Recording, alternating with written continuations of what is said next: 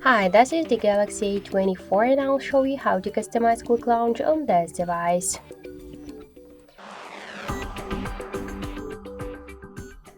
So first open the Settings application and then scroll down to the Advanced Features. Tap the Side key, click to double press switcher if this option is turned off. Now we have selected the Quick Launch camera by double press the power key.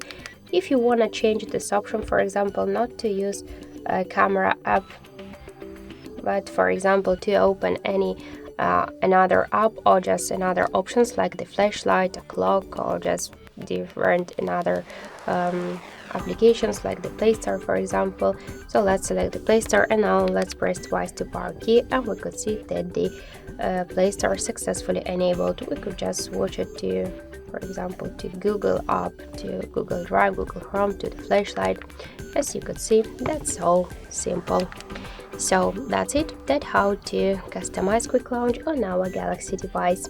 Thank you for watching, and if you like this video, leave thumbs up and subscribe.